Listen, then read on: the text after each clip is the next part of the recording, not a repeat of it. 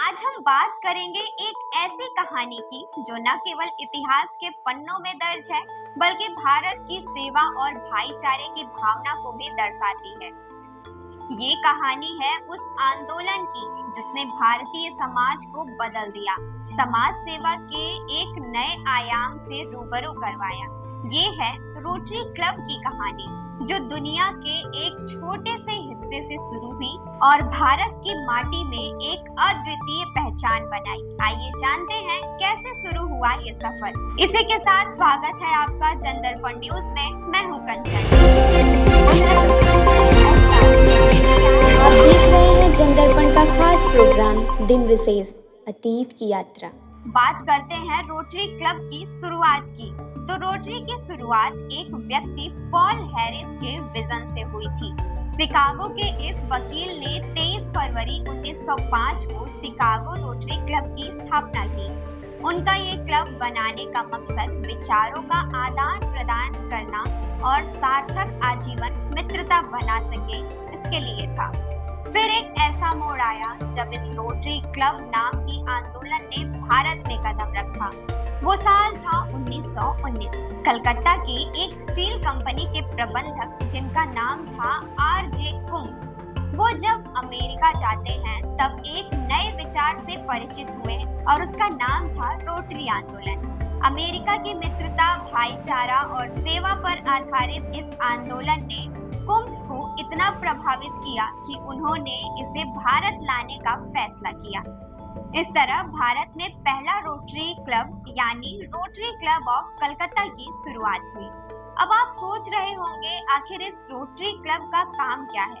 तो आपको बता दें, रोटरी एक अंतर्राष्ट्रीय सेवा संगठन है जिसका उद्देश्य है लोगों को सेवा प्रदान करने और दुनिया भर में शांति को बढ़ावा देने का। अब अगर आप सोच रहे हैं कि आगे चलकर ये कोई राजनीतिक पार्टी बन गई होगी, तो आप गलत हैं, क्योंकि ये एक गैर राजनीतिक और गैर धार्मिक संगठन है जो सभी के लिए खुला है। यही तो है इस संगठन की खासियत।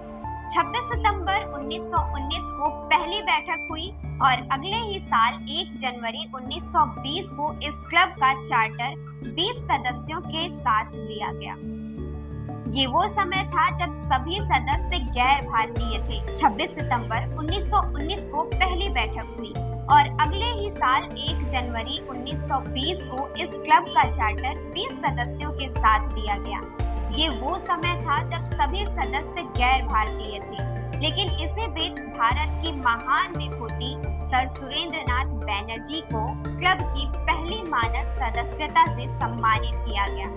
इसके बाद एस.सी. रुद्रा माइनिंग इंजीनियर के रूप में पहले भारतीय सदस्य बने।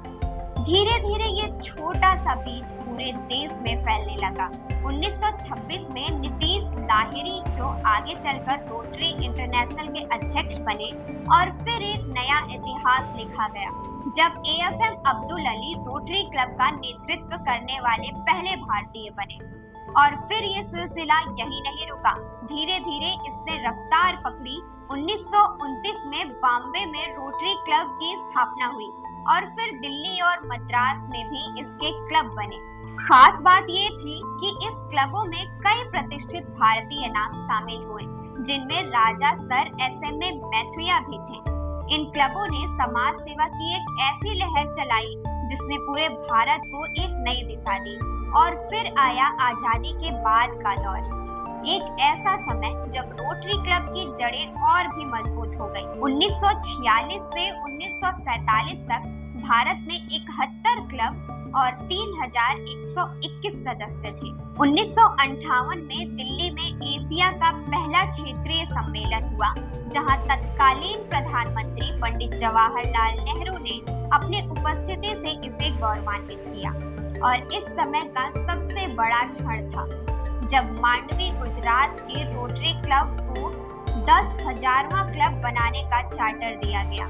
1962 से 1963 में भारत को मिला अपना पहला एशियाई रोटरी इंटरनेशनल अध्यक्ष नीतीश लाहिरी। और फिर 1991 से 1992 में राजेंद्र साबू ने भारत का नाम और ऊंचा किया। जब वो रोटरी इंटरनेशनल के अध्यक्ष बने, ये वो नाम थे जिन्होंने भारत की सेवा भावना को दुनिया के सामने प्रस्तुत किया। रोटरी क्लब की ये यात्रा सिर्फ समाज सेवा की नहीं, बल्कि मित्रता, भाईचारा और समर्पण की अद्वितीय मिसाल है। आज भी रोटरी क्लब उसी भावना के साथ दुनिया और भारत में मानवता की सेवा कर रहा है। ये कहानी हमें बताती है कि जब इरादे मजबूत होते हैं तो सीमाएं कभी आड़े नहीं आती। यही थी रोटरी क्लब की प्रेरणादायक दास्तान, जो आज भी हजारों दिलों में बसती है।